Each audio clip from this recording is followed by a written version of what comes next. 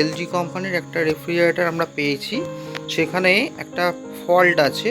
কি ফল্ট না, no cooling problem. তো আমরা প্রথমে ফাইন্ড আউট করার চেষ্টা করব কি প্রবলেম আছে এবং তারপরে আমরা এটা সলভ করব। তো আমরা প্রথমে এটাকে দেখব কি সমস্যা প্রথমে। তো তোমরা দেখতে থাকো এর মধ্যে কি সমস্যা আছে। তো আমাদের রেফ্রিজারেটরটা অটোমেটিক্যালি চালু হয়ে গেছে, আমরা চলছে। তো এরপর আমরা রেফ্রিজারেটরটা খুললাম। এখানে চার্জিং ভালভটা পড়ে গেল। তো এই রেফ্রিজারেটরটা যদি দেখি, এর ভেতরে আলো জ্বলছে যেমন, এবং এর ভেতরে যদি দেখি ভালো করে শুনলে দেখো এর মধ্যে কিন্তু পাসিং সাউন্ড হচ্ছে।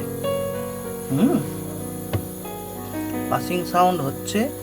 এর উপর দিকটা করে এই জায়গাটা করে একটা টিউব বেন্ডাল কেবিলটাই লাগা রয়েছে। সাধারণভাবে নতুন মেশিনে এই কেবিলটা এটা লাগানো থাকে না। যে মনে হচ্ছে এটা আগে কোনো সময় এটা রিপেয়ারিং করা হয়েছে। যাই হোক, রিপেয়ারিং করা হোক বা নাই হোক, পাসিং সাউন্ড তোমরা শুনতে পাচ্ছ। বা এখানে কালো হয়ে রয়েছে, এটা থেকে বোঝা যাচ্ছে এর আগে এটা রিপেয়ারিং হয়েছে।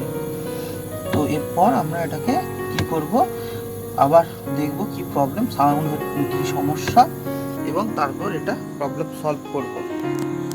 কেমন এই রেফ্রিজারেটর। তো আরেকবার বলি, এই যে এই জায়গাটা করে আমাদের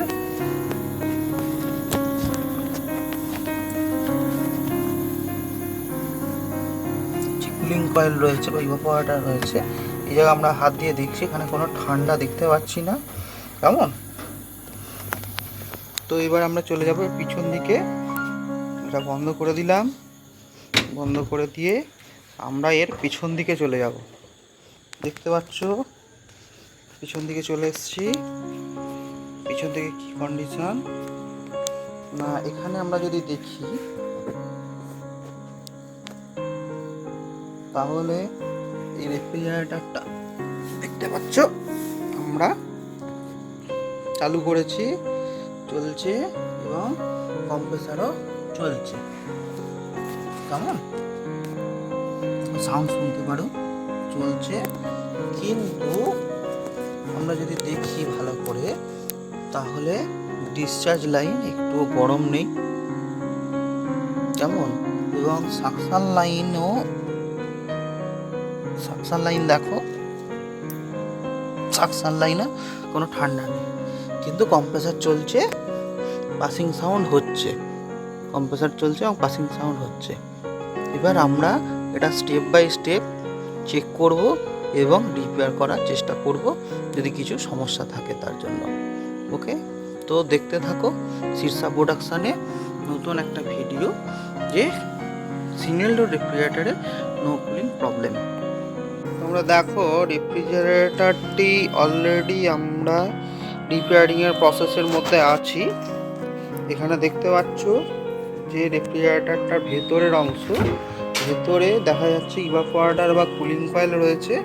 আমরা অলরেডি এর যেহেতু বডির মাধ্যমে ক্যাপিলারি টিউব এবং সাকশন লাইন এসছে, আমরা এখান দিয়ে দেখতে পাচ্ছি কি না, আমি বডির সঙ্গে ফুটো করে আলাদা করে একটা ক্যাপিলারি টিউব লাগিয়েছি, এবং সেই ক্যাপিলারি টিউবটা ঘুরে এসে দেখা যাচ্ছে ইভাপোরেটরের মধ্যে ইনপুট হয়েছে এবং সাকশন লাইনের মধ্যে আউট হচ্ছে।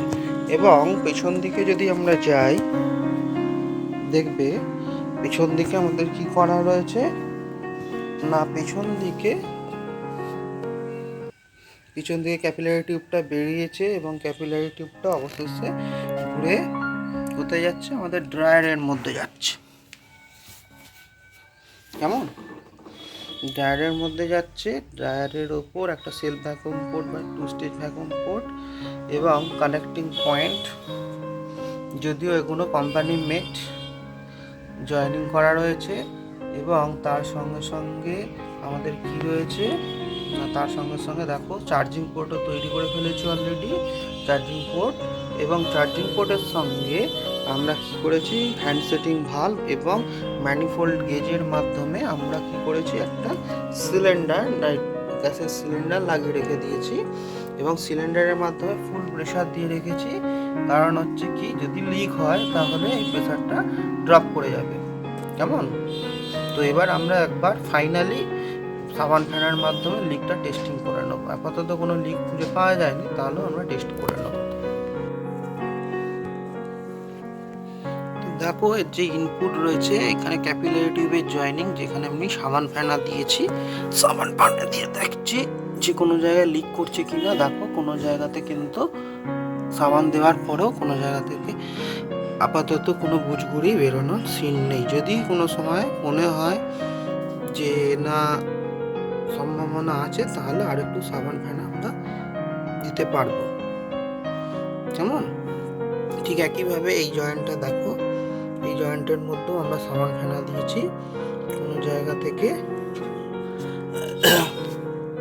বুজগুড়ি বা কোনো জায়গা থেকে আমাদের লিক হওয়ার সম্ভাবনা আপাতত কুলিং কয়েলে ইন্টারনালি কোনো জায়গায় দেখা যাচ্ছে না। দেখো, জয়েনিং পয়েন্টটা আরও ভালো করে দেখাচ্ছি। এবং সাকশন লাইনের জয়েনিংটা এবার দেখো, সাকশন জয়েনিং পোর্টে আমরা সাবান ফেনা দিয়েছি। দেখো, ঘুরিয়ে ফিরিয়ে ভালো করে আমরা দেখে নেবো যে কোনো জায়গা থেকে বুজগুড়ি কাটছে কি না। ঠিক আছে, আপাতত কিছু কাটছে না। এবার বাইরের দিকের পোর্শনে যাব। এবার দেখো, ড্রায়ারের গোড়াতে যেখানে ক্যাপিলারি টিউব জয়েন হয়েছে সেই জায়গাটা দেখাচ্ছি। ভালো করে দেখো, সাবান ফেনা দেওয়া রয়েছে। কোনো রকম এখনো পর্যন্ত কোনো সিগন্যাল বা সম্ভাবনা কিছু দেখতে পাচ্ছি না যে এখান থেকে লিক হতে পারে। এখানে আমরা যে দিক থেকে দেখবো, দেখো, দেখতেই পাচ্ছ আপাতত কোনো সম্ভাবনা নেই। আচ্ছা, ঠিক একইভাবে দেখো, ড্রায়ারের যে জয়েনিং, সেই জয়েনিংয়ে যেখানে কন্ডেন্সার থেকে এসছে সেখানেও আমরা লিক টেস্টিং করছি। আপাতত কোনো লিক হওয়ার সম্ভাবনা নেই। দেখা যাচ্ছে না কোনো জায়গা থেকে সাবান ফেনা স্টে রয়েছে, কোনো জায়গা থেকে লিক এখনো হচ্ছে না। ঠিক একইভাবে আমরা এর উপর দিকটা থেকে দেখবো। দেখো, এখানে কোনো জায়গা থেকে লিক হওয়ার সম্ভাবনা দেখতে পাওয়া যাচ্ছে না, কোনো জায়গা থেকে বুজগুড়ি কাটছে না। এছাড়া এই যে পোর্টটা, এখানেও আমরা সেরকম হলে একটু সাবান ফেনা দিয়ে দেখে নিতে পারি, কিন্তু আপাতত কিছু পাওয়া যায়নি। ভালো করে জয়েনিং করা রয়েছে এবং আরও দুটো জয়েনিং রয়েছে, সেখানেও দেখো ভালো করে আমরা দেখছি কোনো জায়গা থেকে লিক হওয়ার সম্ভাবনা আমরা পাচ্ছি না। এছাড়া কোম্পানির যে জয়েনিং ছিল কাপলিং, সেখানটা করেও আমরা দেখছি, সেখানেও কোনো লিক হওয়ার সম্ভাবনা দেখতে পাচ্ছি না, কোনো জায়গা থেকে বুজগুড়ি কাটছে না। এছাড়া চার্জিং পোর্ট যেটা রয়েছে সেখানটা করে একবার করে আমরা লিক টেস্টিং করে নিচ্ছি, কোনো জায়গা থেকেই কিন্তু, এবং যেখানটা করে চার্জিং পাইপ জয়েনিং সেখানটাও আমরা দেখছি, সেখানেও খুব একটা লিক হওয়া বা এছাড়াও আমরা ভালভ জয়েনিং সব জায়গাতে একটু করে সাউন্ড ফেনা দিয়ে দেখে নেবো যে কোনো জায়গায় লিক আছে কি না। আমাদের ভ্যাকুমের পর্যায়ে এখানে প্লাগ পয়েন্ট থেকে আমরা ভ্যাকুম পাম্প চালাচ্ছি এবং এই ভ্যাকুম পাম্পের যে আউটপুট দেখতে পাচ্ছি ব্ল্যাক কালারের ওয়্যারের মাধ্যমে আমরা কোথায় নিয়ে যাচ্ছি, এর মাধ্যমে প্রথমে ম্যানিফোল্ড গেজেতে যাচ্ছে, ম্যানিফোল্ড গেজ থেকে এটা আউটপুট হচ্ছে, আউটপুট হয়ে লাল রঙের রেড কালারের একটা ওয়্যার চার্জিং পোর্টের সঙ্গে লাগানো রয়েছে। এটা সিঙ্গেল স্টেজ ভ্যাকুম পাম্পের মাধ্যমে দেখো কম্প্রেসারের মাধ্যমে এখান থেকে কম্প্রেসার থেকে ভ্যাকুম হচ্ছে এবং অলরেডি আমরা পেয়ে গেছি এখানে কত ভ্যাকুম, প্রায় আমার দেখা যাচ্ছে 20 মতো ভ্যাকুম হয়েছে। এরপর আমরা -20, মাথা থাকে যেন ভ্যাকুম হয়েছে। এরপর আমরা কী করব না, গ্যাস চার্জিং করব। তো এখন কিছুক্ষণ আমরা চালাবো ভ্যাকুমটা, কারণ হচ্ছে কি না, ভ্যাকুম যদি চলে, যত চলবে তত এখান থেকে ভেতর থেকে যত গ্যাস বা ময়েশ্চার যা আছে সব বার করে নেবে। ঠিক আছে, চলছে ভ্যাকুম, দেখতে থাকবো। অলরেডি অলরেডি আমরা ইভাপোরেটর কুলিং কয়েল ফিটিং করে ফেলেছি এবং আমাদের ভ্যাকুম চলছে। কেমন দেখতে পাচ্ছ, ইভাপোরেটর আমরা ফিটিং করে ফেলেছি। দেখো, দেখতে পাচ্ছ। দেখো, এবার এটাকে লাগিয়ে দিলাম। এবার আমাদের চলছে ভ্যাকুম। ভ্যাকুম কতখানি হয়েছে আমরা একটু দেখবো। দেখতে পাচ্ছ আমাদের ভ্যাকুম প্রায় 25+ চলে আছে। এরপর আমরা ভ্যাকুম বন্ধ করে গ্যাস চার্জ করবো। তো ভ্যাকুম চলছে, দেখতে পাচ্ছ। দেখো, আমাদের গ্যাস চার্জিং কমপ্লিট হয়ে গেছে। এর মধ্যে দেখতে পাচ্ছ ডিপ ফ্রিজের মধ্যে অলরেডি ঠান্ডা আরম্ভ হয়ে গেছে। আমরা যদি হাত দিয়ে দেখি, আমাদের অলরেডি আইস জমতে আরম্ভ করে দিয়েছে। হাত দিয়ে দেখছি, এরপর অটোমেটিক অফ অন হয় কিনা এটা আমাদের দেখার। মোটামুটি কমপ্লিট। এরপর দেখা যাক গ্যাস চার্জিং করার পর আমরা দেখব মেশিনটা কন্ডিশনে আছে। ঠিক আছে, তো দরজা বন্ধ করে দিলাম। এরপর আমরা দেখছি এর ব্যাক প্রেসার কত আছে। ব্যাক প্রেসার দেখতে পাচ্ছ,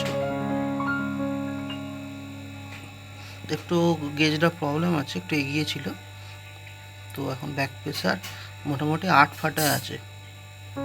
কেমন, এখানে মেশিন চলছে এবং মেশিনে আমরা যে যে জিনিসগুলো চেকিং করব সেগুলো হচ্ছে টায়ার পর্যন্ত মোটামুটি গরম চলে এসছে, কন্ডেন্সার গরম হচ্ছে। কেমন, এখানে ডিসচার্জ লাইন আমরা দেখছি, ডিসচার্জ লাইন গরম হচ্ছে এবং সাকশন লাইন যেটা আছে, সাকশন লাইনও মোটামুটি ঠান্ডা এসে গেছে। আশা করি এবার মেশিন চলবে। তো আপাতত এখানেই আমাদের ভিডিও শেষ হলো। কেমন।